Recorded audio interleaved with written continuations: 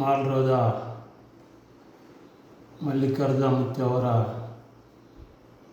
ವಿರುದ್ಧ ಏನು ಒಂದು ಆಪಾದನೆ ಮಾಡಿದಂಥ ಮಕ್ಕಳ ಆಯೋಗದವರು ಇವತ್ತು ಶುದ್ಧ ತಪ್ಪಂತ ಕಾಣಿಸ್ತದ. ಯಾಕಂದ್ರೆ ಮಗು ಮತ್ತು ಅವರ ತಾಯಿ, ಮಗು ಅವರು ತೊಡಿ ಮ್ಯಾಗ ಕುಂತದ, ಮಗು ತಾಯಿ ಫೋಟೋ ತೆಗೆದ, ಯಾರೂ ಇಲ್ಲ ಅಲ್ಲಿ ಮುತ್ತೆಯವರು ತಪ್ಪು ಮಾಡ್ಯಾರಂದ್ರೆ ಆ ಫೋಟೋವನ್ನು ತಗೊಂಡು ಆಯೋಗದವರು ಇದು ಮಾಡಬೇಕು. ಸುಮ್ಮನೆ ಇಲ್ಲ ಕಾರಣ ಒಬ್ಬ ಏನೋ ಬ್ಯಾಕ್ವರ್ಡ್ದ ಸ್ವಾಮಿಗಳು ಇವತ್ತೇನು ತುಂಬ ಅವ್ರ ಎತ್ತರಕ್ಕೆ ಬೆಳಿತಾರಂತೇಳಿ ಕಾಂಡಾರ ಕೈಗಳು ಷಡ್ಯಂತ್ರ ಮಾಡ್ತಕ್ಕಂಥದ್ದು ಆಗ್ತದೆ. ಅದು ಇಡೀ ಕರ್ನಾಟಕದಲ್ಲಿ ಇಂಥ ಮಾತುಗಳು ಭಾಳಷ್ಟು ಕೇಳಿ ಬರ್ತಾವೆ. ಇವತ್ತು ರಾಜಕಾರಣಿಗಳಿಗಾಗಲಿ ಮತ್ತು ನಮ್ಮ ಬ್ಯಾಕ್ವರ್ಡ್ ಸ್ವಾಮಿಗಳ ಬಗ್ಗೆ ಇಂಥವು ಭಾಳಷ್ಟು ಆಗ್ತವೆ. ಇವು ಆಗಬಾರ್ದಂದ್ರೆ ಎಲ್ಲರೂ ನಾವು ಹಿಂದುಳಿದ ಸ್ವಾಮಿಗಳಿಂದ ನಿಂತ್ಕೋಬೇಕು. ನಾವು ಇವತ್ತು ಮಲ್ಲಿಕಾರ್ಜುನ ಮುತ್ತೆಯವರು ಇವತ್ತು ಹಗಲು ರಾತ್ರಿ ಅನೇಕ ಇವತ್ತು ಭಕ್ತಾದಿಗಳು ಬರ್ತಾರೆ. ಇವತ್ತು ಯಾವುದೇ ಅವರು ಮಗನೇನಾದ ತಡಿಮೆ ಕೂಡಿಸಿ ನಕ್ಕಾಡಿಕಂತ ಕುಂತಾರೆ.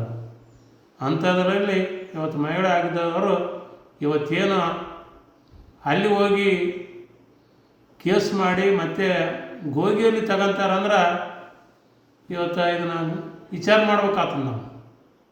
ಯಾಕಂದ್ರೆ ಇಂಥ ವಿಚಾರ ನಮ್ಮ ಇಲ್ಲಿ ಯಾದಗಿರಿ ಜಿಲ್ಲೆಯಲ್ಲಿ ಏಕೈಕ ಒಬ್ಬ ಸ್ವಾಮಿಗಳವರು. ಯಾಕಂದ್ರೆ ಅವರು ಇವತ್ತು 5-6 ವರ್ಷಲೇಸಿ ಬೆಳಕಿಗೆ ಬಂದಾರ. ಅನೇಕ ಸಾಮೂಹಿಕ ಮದುವೆ ಮಾಡ್ತಾರೆ, ಅನೇಕ ಜನರ ಸಂಪರ್ಕದಾಗ ಇಂಥ ಒಳ್ಳೆಯ ಗುರುಗಳಿಗೆ ಕಪ್ಪು ಚುಕ್ಕಿ ಮಾಡ್ಬೇಕಂತ ಷಡ್ಯಂತ್ರ ಮಾಡ್ಯಾರ. ಅದು ಸುಳ್ಳು ಅಂತ ನಮಗೆಲ್ಲರಿಗೂ ಕಂಡು ಬರ್ತದೆ. ಇದು ಶೀಘ್ರದಲ್ಲೇ ಕೇಸು ವಾಪಸ್ ತಕ್ಕೋಬೇಕು. ತಕ್ಕಂದು ಮತ್ತು ತೆಗಿಲಿಕ್ಕಂದ್ರೆ ನಾವು ಇಡೀ ಎಲ್ಲ ಅವರಿವರ ಅನ್ನೋದೇ ಎಲ್ಲ ಭಕ್ತಾದಿಗಳು ನಾವು ಇವತ್ತು ರೋಡಿಗೆ ಇಳಿಬೇಕಾಗ್ತದೆ. ಇದ್ರ ವಿಚಾರ ಮತ್ತು ಸರ್ಕಾರನ ಗಮನ ಕೊಡಬೇಕು. ಮತ್ತು ಇಲ್ಲಿರ್ತಕ್ಕಂಥ DSP, SP ಅವರು, DC ಅವರು ಇದನ್ನು ಗಮನ ಕೊಟ್ಟು ಇದು ಚರ್ಚೆ ಮಾಡಿ ವಾಪಸ್ ತಕ್ಕಂಥ ಕೆಲಸ ಆಗ್ಬೇಕಂತ ಹೇಳಿ ನಾನು ಕೂಡ ಆ ಹೋರಾಟದಲ್ಲಿ ಭಾಗಿಯಾಗ್ತೀನಿ. ಮುಂದಿನ ದಿನಗಳಲ್ಲಿ ಹೋರಾಟ ಮಾಡ್ಬೇಕಾಗ್ತದೆ. ನಾವೆಲ್ಲ ಸೇರಿ ಎಚ್ಚರ ಇರಬೇಕಾಗ್ತದೆ. ಇದೇನು ಯಾರು ಷಡ್ಯಂತ್ರ ಮಾಡ್ಯಾರ ಅವ್ರು ಎಚ್ಚರ ವಹಿಸಬೇಕಾಗ್ತದೆ, ಅವ್ರು ಪಶ್ಚಾತ್ತಾಪ ಪಡ್ಬೇಕಾಗ್ತದೆ.